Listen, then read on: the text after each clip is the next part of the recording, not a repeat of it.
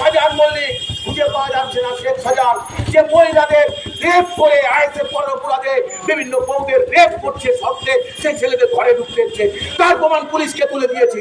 এখনো শাহজাহান মল্লিক আমরা ফুলকুন্ডা পঞ্চায়েতের সমস্ত দুর্নীতি বিডিওর কাছে তুলে দিয়েছি। আমরা আইনের শাসন প্রতিষ্ঠায় বিশ্বাসী।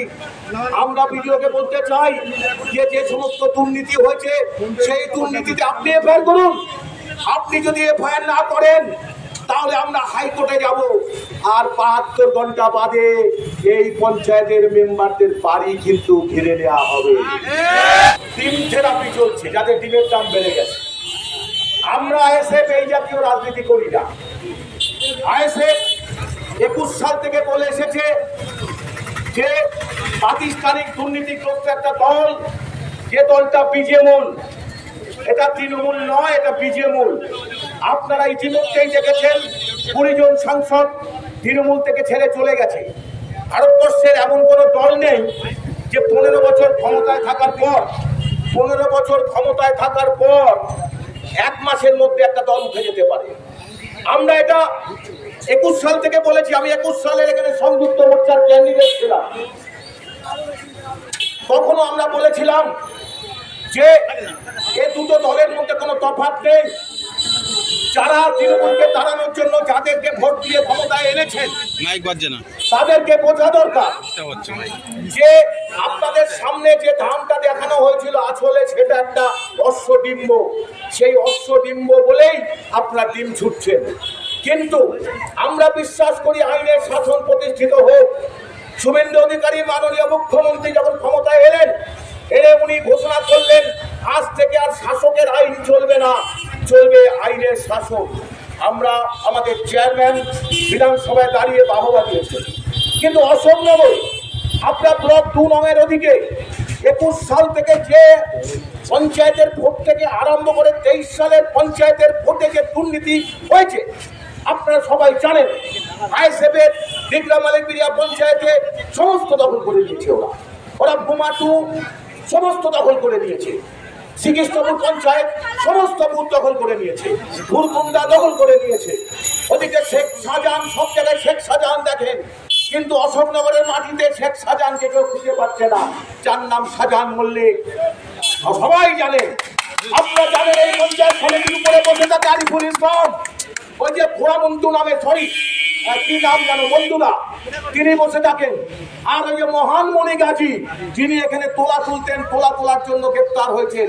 আরেকজন আছে গুমাওয়ানের সাদিক সাহাজি। এরা হচ্ছে নারায়ণ গোস্বামীর চামচে।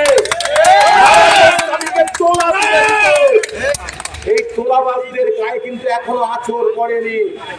আমরা এখানে আঁচড় দিতে আসিনি, আপনাদের জানাতে এসছি যে পঞ্চায়েতের দুর্নীতির পাহাড় এই যে নিয়ে এসছি আমি এখানে। এইসব দুর্নীতির পাহাড় প্রমাণ আজ থেকে ৭ দিন আগে আমি বিডিওর কাছে জমা দিয়েছি, আমি পঞ্চায়েত মন্ত্রী দিলীপ ঘোষের কাছে জমা দিয়েছি, আমি ডিএমকে জমা দিয়েছি প্রমাণ সহকারে কিভাবে জব কার্ডের দুর্নীতি করেছে, কিভাবে ঘরে প্রধানমন্ত্রী আবাস যোজনা গ্রামীণে দুর্নীতি করেছে। এবং এই যে মহান মণি গাজী যেখানে দাঁড়িয়ে আছি, কুমাঠু, তিনি নাকি সর্বরাজ্য, উনি পুলিশ কন্ট্রোল করেন, উনি পিডিওকে কন্ট্রোল করেন।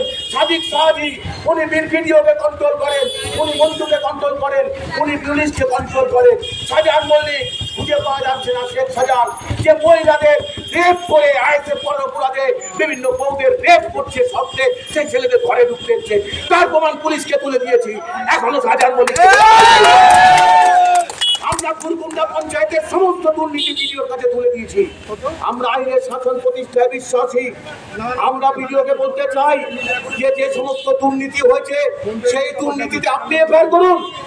আপনি যদি এফআইআর না করেন তাহলে আমরা হাইকোর্টে যাব, আর ৭২ ঘন্টা বাদে এই পঞ্চায়েতের মেম্বারদের বাড়ি কিন্তু ঘিরে নেওয়া হবে। চুরি করে পালাতে দেব না। আমি এই মাইকের মাধ্যমে বলতে চাই আইএসএফ থেকে, আমরা আইনের শাসনে বিশ্বাসী, আমরা শাসকানে আইনের বিশ্বাসী নই।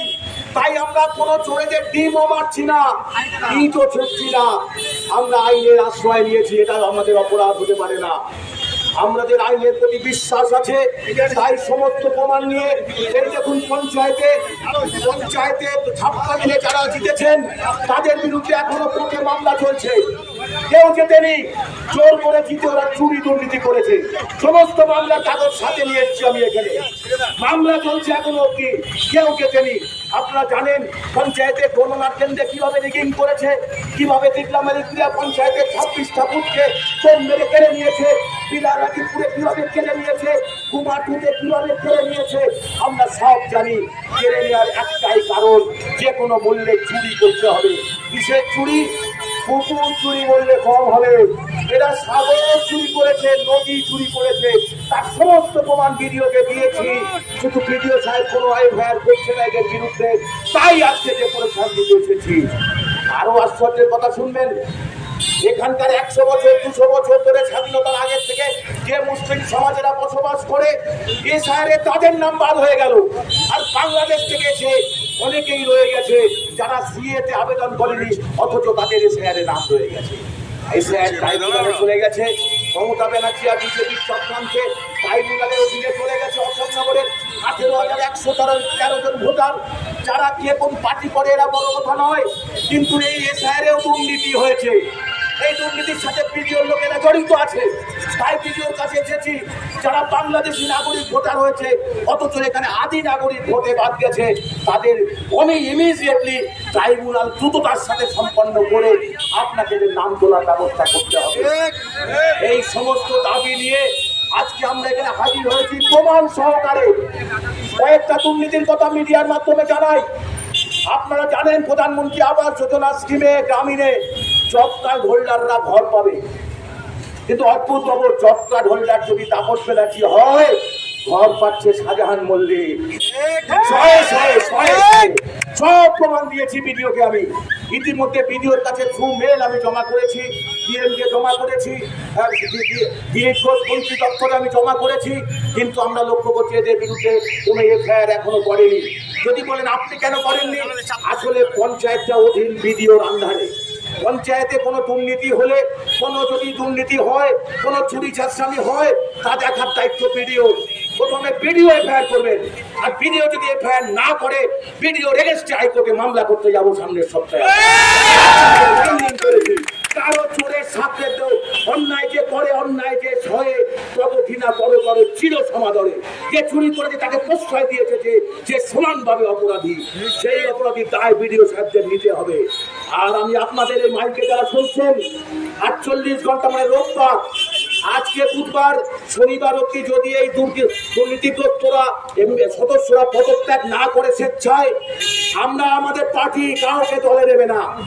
যারা অন্যায়ভাবে জিতেছে তারা চোর, তাদের স্থান আইএসএফে হবে না, অন্য কোন দলের হবে জানার দরকার নেই। কারণ চুরির বিরুদ্ধে লড়াই করতে গিয়ে হাইকো আমি কোর্টে মামলা করছি যখন, তাহলে এরা তো চোর, এরা আজকে আইএসএফে এলে তো তাদের নেওয়া হবে না। ইমিডিয়েট তারা পদত্যাগ করুন। যদি পদত্যাগ না করেন, রোববারের পর থেকে যদি ভিডিও তাদের চুরির গায়ে গ্রেফতার না করার ব্যবস্থা করে, তাহলে আমরা টিম থেরাপি দেব না, কিন্তু ডান্ডা থেরাপি দেবো, যা দিয়েছিলেন 21 সালের পরে আমাদের।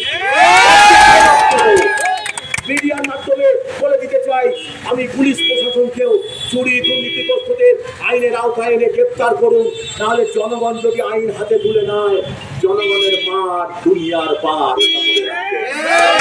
আইএসএফ তাই আজকে ডেপুটেশন দিতে এসছে, বিডিও সাহেবকে ওয়ার্নিং দিতে এসছে, বলতে এসছে শান্তিপূর্ণভাবে, কোনো অশান্তি করতে না, কোনো টিম থেরাপি নামক কালচার এখানে আবিষ্কার করার জন্য নয়। এই সমস্ত 7টা দাবিকে সামনে রেখে আমি এখন যাব আমার 5 জনের প্রতিনিধি নিয়ে বিডিও সাহেবের সাথে কথা বলতে। আপনারা এখানে স্লোগান শাউটিং দেবেন, বক্তৃতা দেবেন, চলবেন, ফিরে এসে বিডিও সাহেব কি বললেন আপনাদের আমি জানাবো। এইটুকু বক্তব্য আপাতত রেখে সবাইকে সংগ্রামী অভিনন্দন জানিয়ে আমার বক্তব্য শেষ করছি। ইনকলাব জিন্দাবাদ, আইএসএফ জিন্দাবাদ, চেয়ারম্যান নওশাদ সিদ্দিকী ভাইজান জিন্দাবাদ।